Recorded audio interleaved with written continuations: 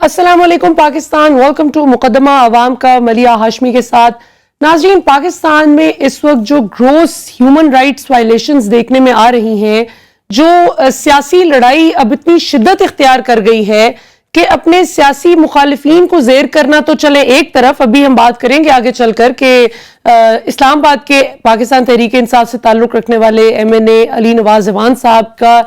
جس طرح سے گھر کا دروازہ آدھی رات کو توڑا گیا اور ان کی اپاہج بہن، ان کی بزرگ والدہ، جس طرح ظاہر ہے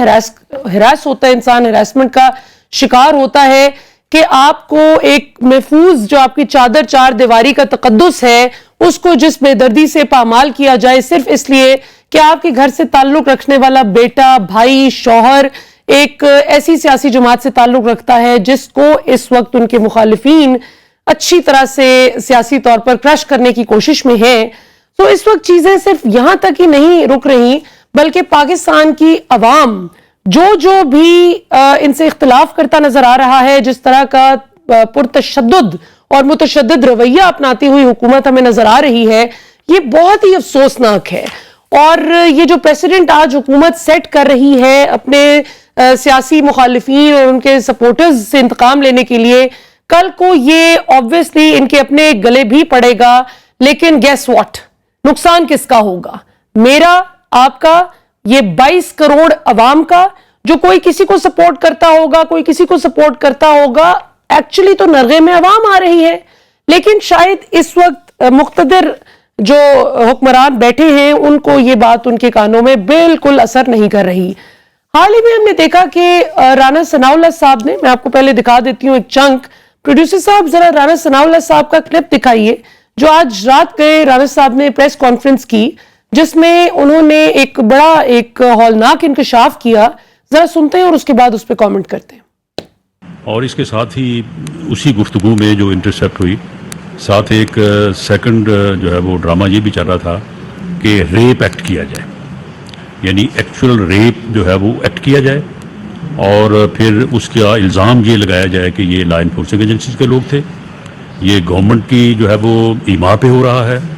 اور اس طرح سے جو ہے وہ پھر واقعہ جو ہے اسے انٹرنیشنل میڈیا میں اچھالا جائے، اور انٹرنیشنل میڈیا میں اچھال کے تو جو ہے وہ پھر انسانی حقوق اور PTI کے ساتھ ہونے والے ظلم اور ان چیزوں کو جو ہے وہ سامنے لایا جائے۔ کیونکہ جو گفتگو انٹرسیپٹ ہوئی ہے اس میں اس بات کے امکانات جو ہے وہ پائے گئے ہیں کہ شاید یہ ڈرامہ جو ہے ریپ کا، یعنی جو ایکچوئل ایکٹ جو ہے وہ کرنے کا ارادہ یا ان کا پروگرام ہے، تو اس کو آج ہی رات جو ہے وہ امپلیمنٹ کیا جائے۔ جی، آپ نے رانا ثناء اللہ صاحب کی گفتگو سنی۔ اب اس میں جو کچھ بنیادی سوالات ریز ہوتے ہیں وہ یہ کہ انہوں نے اسپیسیفائی نہیں کیا کہ یہ کس کی گفتگو لیک ہوئی ہے، کیونکہ یہ اتنی خطرناک بات ہے جو رانا صاحب بات کر رہے ہیں، اور اگر اس کو 2 لمحے کے لیے بلیو کر لیا جائے، if we believe it to be true، تو یہ تو فوری طور پر اس شخص کو بے نقاب کیا جانا چاہیے کہ بھئی یہ پرٹیکولر بندہ ہے جو اتنی گھناؤنی سازش کرتا ہوا پکڑا گیا۔ دوسرا سوال یہ ریز ہوتا ہے، ایک تو یہ کہ ظاہر ہے کوئی نام نہیں دیا، جس سے عوام اس وقت انٹریگڈ ہے کہ یہ کون سا بندہ ہے جس کی بات کی جا رہی ہے۔ دوسرا سوال یہ ریز ہوتا ہے کہ اس وقت پاکستان کی مختلف جیلوں میں بہت سے مرد اور خواتین common citizens of Pakistan Imran Khan کو جو سپورٹ کرتے ہیں وہ اس وقت جیل میں موجود ہیں۔ تو کیا خدا نخواستہ کوئی کسی خاتون کے ساتھ ایسا برا فیل ہو تو نہیں گیا جس کے حوالے سے کوئی اس طرح کی پلاننگ ہو رہی ہے کہ اس کو کور کیا جائے، اور کس نے کیا ہے، کس کی گفتگو انٹرسیپٹ کی گئی ہے، یہ تفاصیل ابھی بہرحال رانا صاحب کی طرف سے آنی باقی ہیں۔ البتہ ایک بات جو کل مختلف میڈیا چینلز پر کی گئی کہ جی ایک بہت بڑا سرپرائز دینے جا رہے ہیں عمران خان، اور انہوں نے کل صحافیوں سے ملاقات کے دوران یہ کہا کہ میں کل ایک بہت بڑا سرپرائز دوں گا۔ تو اس بات کو بھی رانا صاحب نے کل رات کے اپنی پریس کانفرنس میں بنیاد بنا کر کہا کہ یہ ہے وہ سرپرائز جس کی بات کی جا رہی تھی، اور یہ بہت گھناؤنا پلان پکڑا گیا ہے۔ جبکہ علی ممتاز جو کہ پاکستان کے مایہ ناز صحافی ہیں، ہمارے کولیگ ہیں، اور ایک نجی چینل میں اپنا ٹیلی ویژن پروگرام بھی ہوسٹ کرتے، علی ممتاز صاحب نے ٹویٹ کیے جی، انہوں نے کہا کہ کون سا سرپرائز اور کیسا سرپرائز، عمران خان صاحب نے آج کی ہماری ملاقات میں کسی سرپرائز کی کوئی بات نہیں کی تھی. میں بالکل قریب بیٹھا تھا اور سب صاف سنائی دے رہا تھا, کان بھی میرے اللہ کا شکر ہے ٹھیک کام کرتے ہیں. تو پھر نون لیگ یہ کہاں سے نکال کر کہہ رہی ہے کہ خان صاحب نے کہا کہ سرپرائز دیں گے, اور وہ سرپرائز یہ مبینہ آڈیو کال میں طے ہونے والا پلان تھا. یعنی جو شخص وہاں اس میٹنگ میں, یہ دیکھ لیں آپ, ہم تصویر بھی چلا رہے ہیں اسکرین پر, اس میٹنگ میں جو شخص عمران خان صاحب کے بالکل قریب میں نیلی شرٹ میں آپ کو ملبوس نظر آ رہے ہیں, یہ ہیں وہ علی ممتاز جن کا میں ذکر کر رہی ہوں, جنہوں نے کہا کہ عمران خان نے ایسی کوئی بات نہیں کی. اب عمران خان صاحب بہت دنوں سے اس حوالے سے بڑی تشویش کا اظہار کر رہے ہیں کہ خواتین کے ساتھ جیل میں کس قسم کا سلوک کیا جا رہا ہے, بڑے ناروا سلوک کی رپورٹس مل رہی ہیں اور بڑی تشویش ہے. ان کو بھی سن لیتے ہیں کہ خان صاحب نے اب سے کچھ دن قبل, چونکہ ظاہر ہے ان کی خواتین, مرد, نوجوان, بچے اور بزرگ, مردوں کا سیگمنٹ شاید سب سے کم ہوگا جو گرون اپ مین ہیں, نوجوان لڑکے, لڑکیاں, خواتین, گھروں میں بیٹھی ہوئی ہاؤس وائفز اور بزرگ, یہ سب سے زیادہ عمران خان کا سپورٹ بیس ہے. اور ظاہر ہے عمران خان ان کے حوالے سے بڑی تشویش کا بھی اظہار کر رہے تھے. لیٹس واچ what خان صاحب said a few days ago.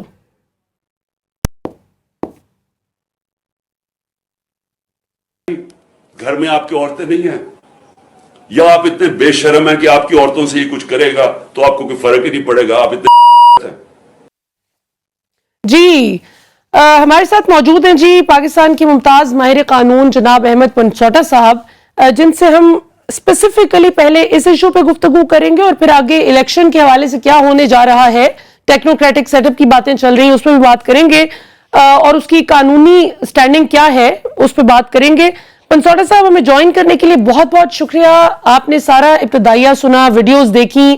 کیا کہیے گا ان بیسک ہیومن رائٹس وائلیشنز کے حوالے سے, what does Pakistan need to do as a state?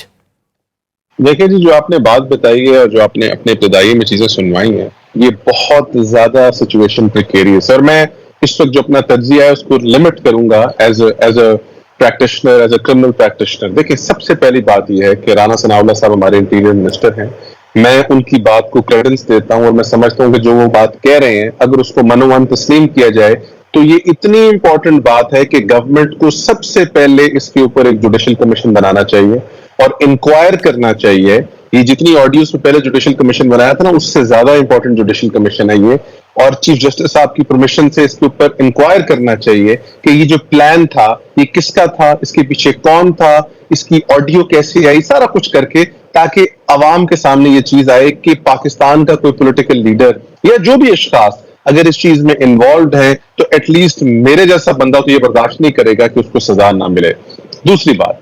دوسری بات یہ ہے کہ آپ نے ہیومن رائٹس وائلیشن کی بات کی. پاکستان ایک ایسا لا ہے, پاکستان کے اندر پرزنرز کے رائٹس ایگزسٹ کرتے ہیں. ان پرزنرز کے رائٹس کو اگر آپ پراپرلی دیکھیں, ان پرزنرز رائٹس کو فالو کریں, تو ہیومن رائٹس وائلیشن کو اسٹیبلش کرنے کا جو طریقہ ہے وہ ہمارے ایک قانون میں national commission on human rights جو ہے اس کی جو چیئر پرسن ہے, ان کے پاس اختیار ہے, وہ کسی بھی جیل کے اندر وداؤٹ پرمیشن انٹر کر کے ساری کی ساری سچویشن جو اس کو مانیٹر کر سکتی ہیں, پرزنر سے بات کر سکتی ہیں, کسٹوڈیل ٹارچر کے بارے میں رپورٹ دے سکتی ہیں, اور اس چیز پر رپورٹ دے سکتی ہیں کہ خدا نہ خواستہ کسی کی اگر عزت مجروح کی گئی یا کسی کی توقیر مجروح کی گئی ہے تو اس چیز پر بھی اپنی رپورٹ دے سکتے ہیں. تیسری بات, چیف جسٹس پاکستان صاحب, ان سے میری ریکویسٹ ہے کہ یا ایون پنجاب کے چیف جسٹس اگر نوٹس لینا چاہے یا کسی اور پروونس کے جہاں جہاں لوگ قید ہیں, کہ اس کے اوپر فوراً سے پہلے اپنے کنسرن سیشن ججز کو جیلز میں بھیجا جائے, جو کہ جا کے ایک رپورٹ مرتب کر کے ان کو پریزنٹ کریں, which should then be made public, because session جج ایک ڈسٹرکٹ جج جو اپنی جیلز کا انچارج ہوتا ہے. اور چیف جسٹس پاکستان اگر ہمارے سابقہ چیف جسٹس جا کے وہ تالپور اور وہ ساری فیملی کے معاملات جا کر وہ شراب کی بوتلیں اٹھا سکتے ہیں اور ان کو پکڑ سکتے ہیں, تو یہ ایشو اس سے بہت زیادہ امپورٹنٹ ہے. And this issue is not about Pakistan Tehreek Insaf اور پی ایم ایل این اور any other political party. This issue relates to the women of Pakistan, the children of Pakistan and the citizens of Pakistan.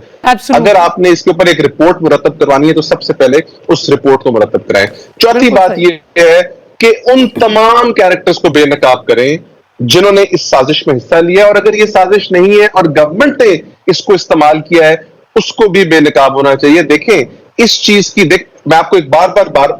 Hare programme میں بات کرتا ہوں کہ جو 9 مئی کے incidents ہیں ان کی کاسٹ پر گورنمنٹ یا کوئی اور اس کو بینیفٹ نہ کرے. اس کے جو ایکچوئل پرپیٹریٹرز ہیں ان کو سزا ملنی چاہیے, اور ان کی سزا کو بھی ہم جیپرڈائز کریں گے بائی ڈوئنگ سچ تھنگس. جن لوگوں نے ملٹری تنصیبات کو اٹیک کیا, ان ساری چیزوں کو کیا, ان کی سزا قرار واقع ہونی چاہیے, ملٹری ٹرائل جو بھی کرنا چاہیے, لیکن یہ نہیں ہو کہ باقی آپ کی ایسی باتیں جو ان کی سزائیں بھی خلاف کریں تاکہ پاکستان میں دوبارہ کوئی ایسی جرات کر سکے. تو میں تو سمجھتا ہوں کہ ان تمام باتوں کی روح میں ایک تھورو پروب اور انویسٹیگیشن کی ضرورت ہے to ensure the fundamental rights, اور ہائی کورٹ بھی کر سکتی ہے اور سپریم کورٹ بھی کر سکتی ہے. بالکل صحیح. اچھا,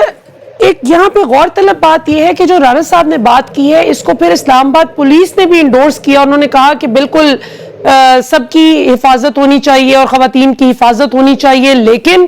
کچھ خواتین کو اس مقصد کے لیے استعمال کیا جا سکتا ہے, لہٰذا الرٹ رہا جائے. اور جبکہ خان صاحب نے ٹویٹ کی, انہوں نے کہا جی کہ رانا صاحب کی اسی ویڈیو کو کوٹ کرتے ہوئے انہوں نے کہا کہ اگر کوئی شک تھا بھی کہ جیلوں میں خواتین کے ساتھ کئی سطح کی بدسلوکی کی جا رہی ہے تو اس سزا یافتہ مجرم کی اس پریس کانفرنس کے بعد سارے شکوک و شبہات دور ہو جانے چاہیے. یہ شخص یقینی طور پر ان خوفناک کہانیوں کو ایک سازش کے جواز میں چھپانے اور قبل از وقت ان کا پردہ چاک کرنے کی آڑ میں ذمہ داری سے فرار کی کوششیں کر رہا ہے جو عنقریب منظر عام پر آنے والی ہیں. عزت مآب اور نہایت واجب الاحترام خواتین کو آج سے پہلے ریاست نے کبھی اس طرز کی بدسلوکی اور ہراسگی کا نشانہ نہیں بنایا جیسے پرامن احتجاج کے اپنے بنیادی حق کے استعمال کی پاداش میں انہیں اس فسطائی حکومت کی جانب سے بنایا جا رہا ہے. اب احمد پنسوٹا صاحب, آپ نے بالکل درست ایک تجویز پیش کی کہ اس کا جوڈیشل کمیشن بنانا چاہیے جس میں باقاعدہ اس کی ایک انویسٹیگیشن ہونی چاہیے. تو یہ بتائیے گا, ایک لے مین جس کو قانون کی اتنی سمجھ نہیں, اس کو تھوڑا سا اگر آپ ایکسپلین کر سکیں کہ اس کا بنیادی سٹیپ کیا ہے, کیونکہ ظاہر ہے حکومت تو الزام عائد کر رہی ہے کہ یہ پی ٹی آئی کے کوئی لوگوں کی گفتگو پکڑی گئی ہے, انہوں نے کوئی نام نہیں دیے, کوئی ڈیٹیلز نہیں دی, صرف ایک الزام لگا کے اس پہ نیریٹو بلڈ کیا ہے. اب اس کا اصولی طور پر سٹیپ نمبر 1 کیا ہو سکتا ہے اس انویسٹیگیشن کی طرف بڑھنے کا؟ سو موٹو نوٹس وغیرہ دونوں سائڈ سے سٹیپس لیے جا سکتے ہیں. پہلی بات یہ ہے کہ میں رانا ثناء اللہ صاحب کے پوائنٹ آف ویو سے بات کرتا ہوں کہ میں ون سیکنڈ, چونکہ ملیا یہ الزام اتنا بڑا ہے کہ اس میں یہ کہنا نہیں چاہوں گا کہ کون غلط ہے کون صحیح ہے. میں اسیوم کرتا ہوں کہ سب لوگ سچے دل سے کوشش کر رہے ہیں کہ غلط بات ہے اس کو کال آؤٹ کیا جائے. تو let's see we start off with Rana صاحب. رانا صاحب کو چاہیے سب سے پہلے اس آڈیو کے اوپر فورینزک کرا کے اس کو بھیجا جائے FIA میں جو کہ کنسرن تفتیشی ادارہ ہے, اور وہ تفتیش کر کے بتائے اور قانون کے مطابق کارروائی کرے اس شخص کے خلاف جس کے خلاف یہ آڈیو ہوتی ہے. نمبر 1. اب اگر لیٹ سے دوسری سائڈ جو سے افیکٹ ہو رہی ہے جو کہ بائی اینڈ لارج PTI نظر آ رہی ہے, ان کے پاس آپشن یہ ہے کہ وہ ایک سپریم کورٹ میں پٹیشن فائل کر سکتے ہیں یا ہائی کورٹ میں آرٹیکل 199 میں پٹیشن فائل کر سکتے ہیں اور ریکویسٹ کر سکتے ہیں for the constitution of a judicial commission کہ جناب سپریم کورٹ ایک جوڈیشل کمیشن بنائے, یا سپریم کورٹ اس کو 1843 میں ڈیل کرے. اور 1843 میں اس لیے ڈیل کر سکتا ہے کہ it's a matter of public importance. خواتین کی عزت جو ہے, خواتین کو جو تھریٹ ہے, that is a matter of public importance and violation of a fundamental right. تو مجھے کہنے کی بھی ضرورت نہیں ہے. اور اس کے اوپر ایکٹ کرتے ہوئے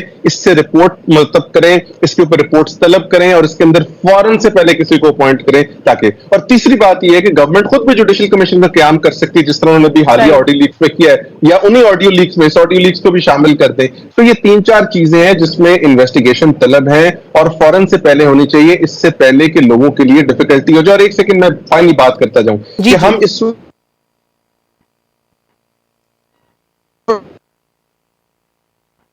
بات کو طریقے انصاف سے مت لمٹ کریں. خواتین بزنس جو جیلوں میں موجود ہیں وہ تمام لوگوں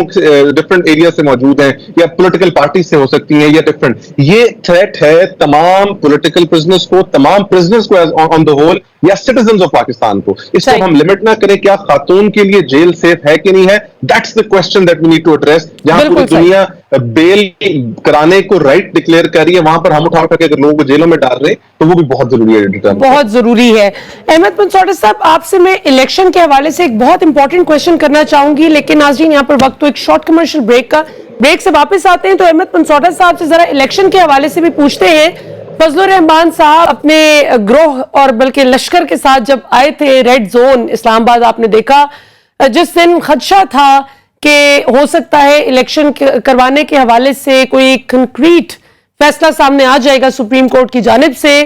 उसके बाद आपने देखा कि वो मामला जरा तातुल का शिकार हो गया और अब as we speak Fazlur Rahman साहब एक हफ्ते की वेकेशन पर गए हैं, ब्रेक पर गए हैं, लंदन जाएंगे, जा चुके हैं और उसके बाद थाईलैंड की भी खबरें आ रही हैं कि वो जरा he is going to have a break. तो पाकिस्तानी अवाम बेचारी, काश अवाम के पास भी ये सहूलत मैसर होती अवाम को भी कि वो भी एक ब्रेक ले सकते। ये हर वक्त की चू चू के मुरब्बे से, हर वक्त की सियासी लड़ाई से कोई अवाम को भी काश ब्रेक मिल सके। और मेरा ख्याल है कि जब तक फ्री एंड फेयर इलेक्शन ना हो गए तब तक अवाम को एक लम्हे की भी ब्रेक नहीं मिल सकेगी। लेकिन हम यहां पर एक छोटी सी ब्रेक लेते हैं और ब्रेक के बाद वापस आते हैं। पंसोड़ा साहब से कुछ 2-3 क्विक कानूनी सवालात करेंगे after the break. Welcome back नाज़रीन। बात हो रही है पाकिस्तान में इस वक्त जो मौजूदा सियासी कियोस है, जो ह्यूमन राइट्स वायलेशन सामने आ रही हैं, जिस तरह से समी इब्राहिम और इमरान रियाज खान जैसे कॉम्पिटेंट सहाफ़ी जिनकी राय से आप इत्तफाक या इख्तलाफ 100 बार कीजिए, लेकिन ये तो कोई तरीका नहीं कि उनको अचानक से गायब कर दिया जाए और हुकूमत हाथ झाड़ कर कहे कि हमें क्या पता वो किधर हैं। अहमद पंसोटा साहब, मैं इलेक्शन पे भी बात करूंगी, लेकिन पहले जरा समी इब्राहिम और इमरान रियाज खान की जो डिसअपीयरेंस है which is quite alarming for the whole nation, कि अगर इतने रिकग्नाइज्ड और इतने वेल अकॉम्प्लिश्ड सहाफियों के साथ ये हो सकता है, तो फिर एक आम इंसान जो घर में बैठकर अपनी राय का इजहार करता है, जो इदारों का एहतराम भी जानता है, लेकिन साथ साथ जहां उसकी बतौर सिटीजन ऑफ पाकिस्तान हक तलफी होती है, वहां पर वो अपनी आवाज भी बुलंद करता है, क्या ये उसको डिस्करेज करने की कोशिश है? और इन केसेस के हवाले से what's your take? Freedom of expression in Pakistan has always been under attack, और freedom of expression तो इस मुल्क में कभी भी किसी भी दौर में नहीं रहा। और फ्रीडम जो है, फ्रीडम ऑफ एक्सप्रेशन मेरे नजदीक दुनिया का वो फंडामेंटल राइट हो गया है जो कि बहुत लिमिटेड चेक्स के साथ एग्जिस्ट करते हैं। हाँ, सिक्योरिटी ऑफ पाकिस्तान पे नहीं बात कर सकते, पाकिस्तान की फोर्सेस को अटैक नहीं कर सकते, आप सालमियत इस्लाम के ऊपर बात नहीं कर सकते, इंटेग्रिटी ऑफ द स्टेट पे बात नहीं कर सकते। लेकिन अगर आप basic fundamental rights in humans के अगर आप सबवर्ट करेंगे, जो कि पाकिस्तान में over the long period of time अब सबवर्ट हो रहे हैं, और मैं अनफॉर्चुनेटली समझूंगा कि अदालतें भी शायद उनको उस तरह सेफगार्ड नहीं कर pi over the last few years, तो मेरा ख्याल है कि फिर इस किस्म की डिसअपीयरेंसेस होंगी। कोई भी शख्स हो, मैं तो आपने जिनका नाम दिया उनके अलावा भी बात करूंगा, anybody who disappears without any reason, state की रिस्पॉन्सिबिलिटी है। हमारा जो आर्टिकल 8 से लेके जो फंडामेंटल राइट्स का चैप्टर है 25-26 तक का या 28 तक का, उन सारों को सेफगार्ड करना है हमारी अदालतों ने। स्टेट ने इंश्योर करना है कि वो फंडामेंटल राइट्स प्रोटेक्ट हों। उस फंडामेंटल राइट्स में आपका राइट टू लाइफ है, राइट टू डिग्निटी है, आजाद हैसियत से बोलना है, फिर आपका आर्टिकल 19 है, फिर बहुत सारे राइट्स हैं, right to spend your life with dignity है। तो इन सबको अगर स्टेट नहीं इंश्योर कर सकती, अदालतें नहीं इंश्योर कर सकती, तो फिर this is a very unfortunate situation. Regardless अगर एक शख्स ने कोई किसी किस्म का कानून ब्रीच किया है, उसके खिलाफ हमारे कानून में पैरामीटर्स एग्जिस्ट करते हैं। उन पैरामीटर्स के अंदर रहते हुए आप यू कैन प्रोसिक्यूट हिम और हर, बट ये नहीं हो सकता कि आप लोगों को उठाया जाए और इधर उधर गायब करें। मैं समझता हूं कि this has to and, because at the end of the day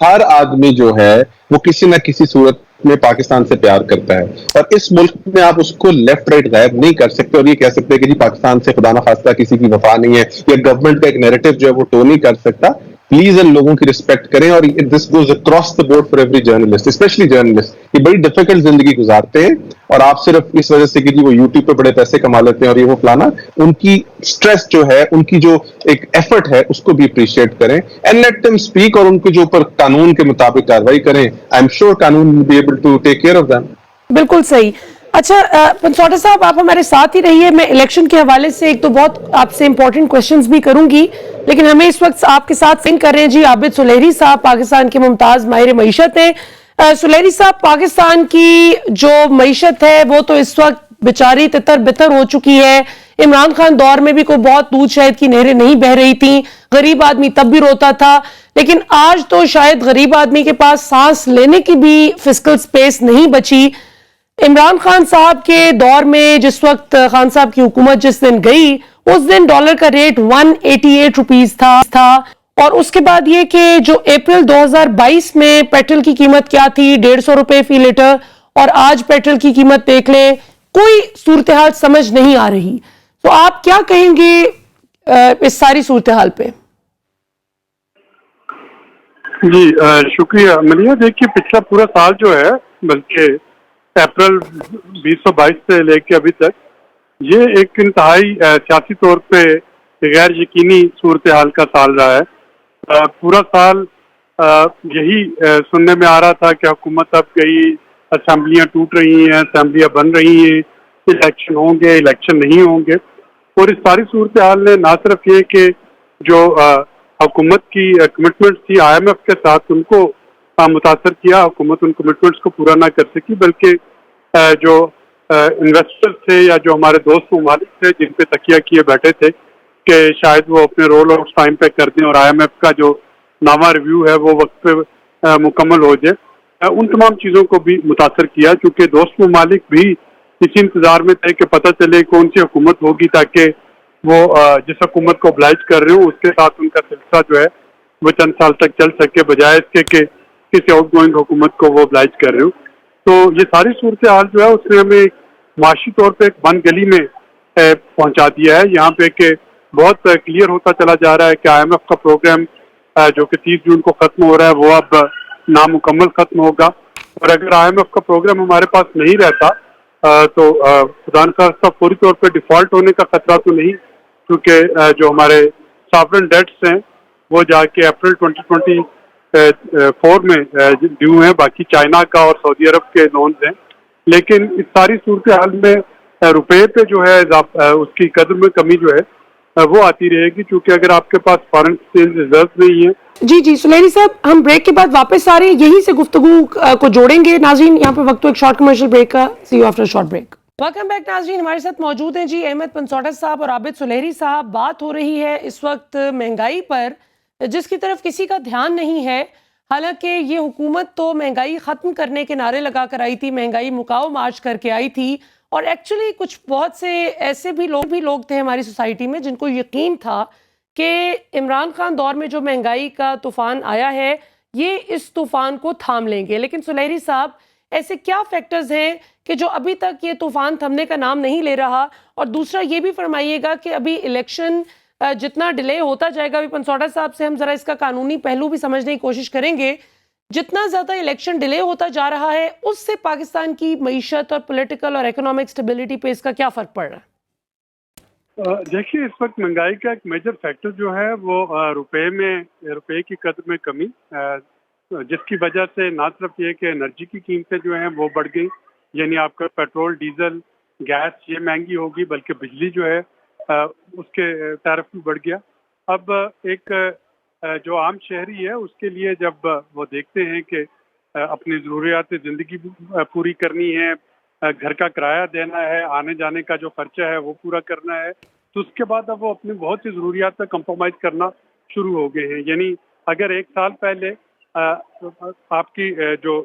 purchasing power थी रुपए में 40% अगर कमी हुई, तो इसका मतलब यह है कि 40% आपकी कुव्वत खरीद कम हो गई। तो जो ये डॉलर का रेट जो है ये बढ़ रहा है, तो महंगाई जो है वो काबू से बाहर होती चली जा रही है। उसके साथ अगर आप देखें तो पिछले साल के सैलाब की वजह से एग्रीकल्चर जो है वो मुतासर हुई। अभी भी जो आटे की रेट को देख लें, आप चीनी के रेट को देख लें, ये दोनों चीज़ें जो हैं इस वक्त कुव्वत खरीद से बाहर होते चले जा रहे हैं। गो के गंदम की जो आमदादी कीमत निकली है कुव्वत खरीद, वो कीमत खरीद वो 4000 रुपये मन है, लेकिन गंदम आपको पंजाब में कहीं भी 5000 रुपये मन से कम नहीं मिल रही, जिसका मतलब ये होगा कि ये हार्वेस्टिंग सीजन के फौरन बाद ही आटे की कीमत जो है ये मजीद बढ़ेगी। तो ये वो तमाम अवामल हैं। अगेन इनका सियासी अदम इस्तेकाम से भी ताल्लुक है, इनका जो हमारे IMF के प्रोग्राम को पूरा करने के लिए जो शराइत पूरी करने के लिए जो किया जा रहा था, टैरिफ बढ़ाए जा रहे थे या सब्सिडीज कम की जा रही थी जो कि करनी जरूरी थी, उनके साथ भी इसका ताल्लुक है। लेकिन अफसोस ये है कि सारा कुछ करने के बावजूद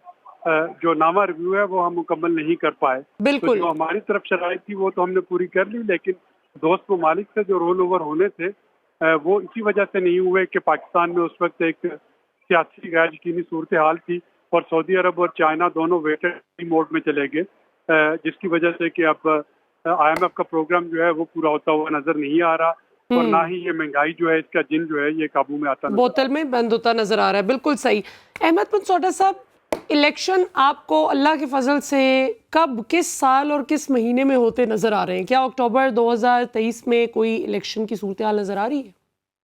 مجھے لگتا ہے جی کہ آئی تھنک آج سے لے کے اکتوبر کے بیچ میں الیکشنز کسی ٹائم پر بھی ہو سکتے ہیں، اور الیکشن سے تو اٹس این اسکیپیبل ریالٹی جس سے یہ اسکیپ نہیں کر سکے گی government, in as much as they want to avoid and delay these elections, اتنا ہی جو ہے چانسز آف الیکشن ہیپننگ ہے۔ اور دوسرا، جہاں تک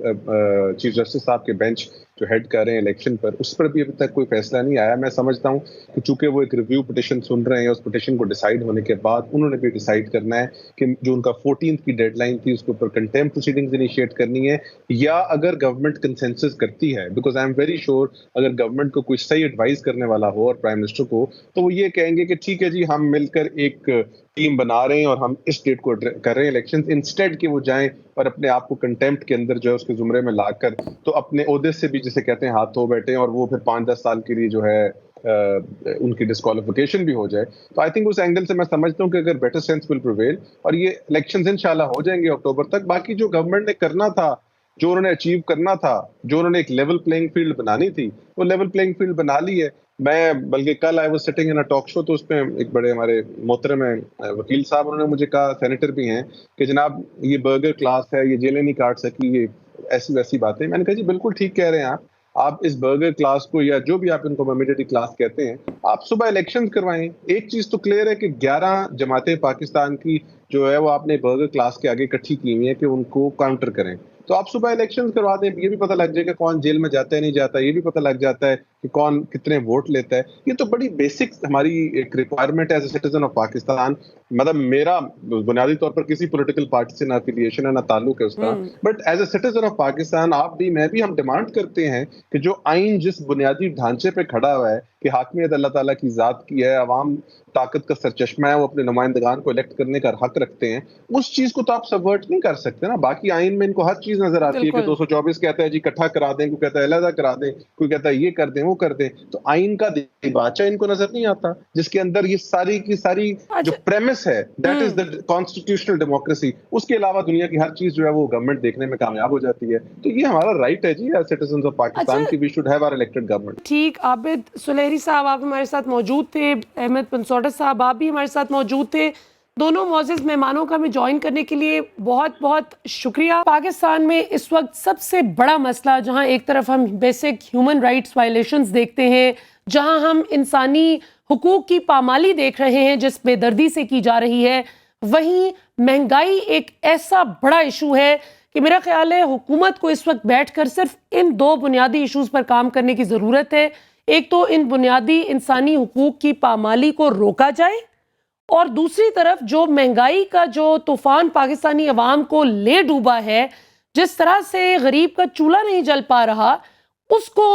ٹھیک کرنے کی ضرورت ہے، وہاں پہ عوام کو ریلیف دینے کی ضرورت ہے۔ اس 1 سال میں کیا کیا تباہی ہو گئی۔ عمران خان دور میں بھی لوگ معاشی چیلنجز سے نبرد آزما تھے، لیکن تب یہ حالات تھے کہ لوگ سیو نہیں کر پا رہے تھے، لوگ کچھ اپنے اخراجات پورا کرنے کے بعد کوئی سائٹ پہ پیسے بچا نہیں پا رہے تھے، لیکن آج تو حالات یہ ہو گئے ہیں کہ بنیادی اخراجات بھی پورا نہیں کر پا رہے لوگ۔ اگر ایک تقابلی جائزہ لیا جائے عمران خان دور اور آج کے دور میں، تو اس 1 سال میں جو طوفان آیا ہے مہنگائی کا، اس پر کوئی بات کرنے کے لیے تیار نہیں، خاص طور پر وہ جو باقاعدہ ایک کنٹینر پر چڑھ کر آئے تھے مہنگائی مکاؤ مارچ کرتے ہوئے، جو کہا کرتے تھے کہ اگر 2 روپے بھی پیٹرول کی قیمت میں اضافہ ہو جائے تو ہمیں نیند نہیں آتی، ہم سکون اور چین کی نیند نہیں سو پاتے یہ سوچ کر کہ 2 روپے پیٹرول کی قیمت بڑھ گئی۔ شرم کرو۔ عمران خان کو ایڈریس کر کے ہماری موجودہ وفاقی وزیر اطلاعات مریم اورنگزیب صاحبہ کہا کرتی تھی کہ شرم کرو،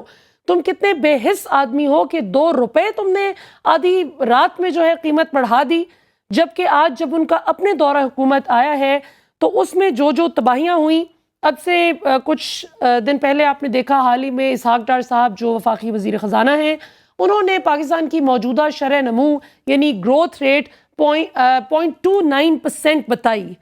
جو کہ 1% سے بھی کم ہے، 0.5% سے بھی کم ہے، جبکہ اس پہ کچھ ماہرین معیشت جس طرح علی خضر صاحب کو میں نے اب سے کچھ دیر قبل اپنے پروگرام میں کوٹ کیا کہ انہوں نے کہا کہ یہ فگر فجنگ کی گئی ہے جو اسحاق ڈار صاحب پہلے بھی کرتے رہے جب وہ وزیر خزانہ تھے، یہ -1 سے -2% کے درمیان ہے کہیں گروتھ ریٹ اس وقت. آپ کا 0 سے بھی نیچے چلا گیا ہے گروتھ ریٹ. عمران خان دور میں یہ گروتھ ریٹ کیا تھا؟ 6%. کب؟ صرف 1 سال پہلے. اس 1 سال میں پاکستان کا گروتھ ریٹ 0 سے بھی نیچے آ گیا, جس کو اسحاق ڈار صاحب کہتے ہیں کہ نہیں 0 سے تھوڑا سا اوپر ہے 0.29%, لیکن ماہرین معیشت اس کو چیلنج کرتے ہیں. سو بہرحال ہم اسحاق ڈار صاحب کی دی ہوئی فگر کو ہی اگر تسلیم کریں تو 0.29%, یعنی آدھے % سے بھی کم. اس کے بعد آ جائیں جی پی ٹی آئی دور میں جو بڑی صنعتوں کی ترقی کی شرح تھی وہ 12% تھی, جبکہ آج وہ -8% پر آ چکی ہے, یعنی 0 سے بھی 8% نیچے. اس کے بعد عمران خان دور میں جو تعمیراتی صنعت تھی اس کی ترقی کی شرح 2% تھی, جس کو عمران خان, حماد اظہر یہ سب بتایا کرتے تھے. ہماری کئی میٹنگز وغیرہ بھی اس حوالے سے ہوتی تھیں جو ہمیں اپڈیٹ کرتے تھے کہ اس پہ کیا کیا جا رہا ہے. تو پلان تھا کہ اس کو 5 سے 6% تک لے کر جایا جائے گا, لیکن انفارچونیٹلی اس 1 سال میں وہ 2% سے کم ہو کر 5-6% اوپر جانے کی بجائے وہ -5% پر آ چکی ہے. کاٹن کی پیداوار میں 9.5% اضافہ ہو رہا تھا عمران خان دور میں, جبکہ آج وہ کاٹن کی پیداوار -23% پر آ چکی ہے. اسی طرح ڈالر کا ریٹ اگر آپ دیکھ لیں, جس دن عمران خان صاحب کی حکومت گئی اس دن کیا تھا؟ 188 روپیز تھا, 200 روپے سے بھی 12 روپے کم تھا, اور 300 روپے کا جو فگر ہے وہ ٹچ کیا اس دور میں ڈالر نے بھی اور پیٹرول نے بھی. جس قسم کی ہم نے قسم پسری کی حالت میں بیچارے موٹر سائیکل پر مشکل سے گزارا کرنے والے لوگوں کو پیٹرول کی فیول کی لائنز میں لگتے ہوئے دیکھا, اور جو بیچارگی ہوتی ہے ان کو پیسے ادا کرتے ہوئے وہ ان کے چہرے سے عیا ہوتی ہے. خیر اس وقت اگر پیٹرول کی قیمت دیکھی جائے تو کچھ کم ہوئی ہے, 270 روپے ہے جی, لیکن obviously 1 سال پہلے 150 روپے فی لیٹر پہ تھی, ابھی 270 روپے پہ ہے. اسی طرح جی ڈیزل کی قیمت بھی کہاں 147 روپے فی لیٹر تھی اور کہاں اب 258 روپے فی لیٹر ہے. اسی طرح پاکستان کے پاس جو ریزروز تھے اس میں بھی آپ کہیں کہ 4 گنا کمی آئی ہے. 20 کلو کا جو آٹے کا تھیلا تھا کہاں وہ 1150 روپے کا مل رہا تھا صرف 1 سال پہلے تک, اور آج وہی آٹے کا تھیلا کہیں 2200 کا, کہیں 2500 کا, کہیں 3000 کا, کہیں 3500. اور obviously جس وقت مہنگائی ہوتی ہے تو پھر جو لوکل سپلائرز ہوتے ہیں وہ پھر اپنی مونوپلی دکھاتے ہیں اور وہ پھر اس طرح سے عوام پر ظلم کرتے ہیں. کیسی عجیب بات ہے کہ جن ممالک کو ہم کہتے ہیں کہ یہ اسلامی ممالک نہیں ہیں, وہاں پر رمضان المبارک آ جائے تو وہاں پر چیزوں کا ریٹ سستا کر دیا جاتا ہے صرف اس لیے کہ مسلمان بآسانی روزے رکھ سکیں, روزہ افطار کر سکیں. لیکن یہ مسلمان ملک ہوتے ہوئے یہاں پر آپ دیکھ لیں کہ جو ہی رمضان کی آمد ہوتی ہے تو کیا کھجوروں کا ریٹ, کیا مشروبات کا ریٹ, ہر وہ چیز جو کہ عوام کے استعمال کی ہوتی ہے اس کی قیمتوں میں کئی گنا اضافہ کر دیا جاتا ہے. اور اس سفاک اور ظالمانہ رویے کا تعلق کسی سیاسی جماعت سے نہیں. کیا پی ٹی آئی, کیا نون لیگ, کیا پیپلز پارٹی, ہر دور میں یہ ظلم ہوتا ہے اور کوئی بھی سیاسی جماعت اقتدار میں آ کر اس ظلم پر قابو نہیں پا سکی. کوئی بھی سیاسی جماعت آ کر ہماری پولیس ریفارمز نہیں کر سکی کہ اللہ کے بندو اپنے لوگوں کو آپ نے پروٹیکٹ کرنا ہے, اپنے لوگوں کو آپ نے ہراساں نہیں کرنا. چاہے جو مرضی آپس کی ان کی سیاسی لڑائیاں ہوں سیاسی جماعتوں کی, آپ نے بیچ میں ٹول بن کر اپنے ہی لوگوں کے خلاف کھڑے نہیں ہونا. نہ جانے ہماری پولیس کو بھی یہ بات کب سمجھ آئے گی کہ آپ نے پروفیشنل طریقے سے چلنا ہے. لیکن کیا کیجئے کہ جن کو وہ رپورٹ کرتے ہیں اور آئینی طور پر وہ جن کے تابع ہیں, وہ جب ان کو obviously اس طرح کے احکامات دیتے ہیں تو پھر ان کو اس حساب سے چلنا پڑتا ہے, which is very unfortunate. تو یہ ہمارے سیاستدانوں کو یہاں پر ڈیپ انٹروسپیکشن کی ضرورت ہے.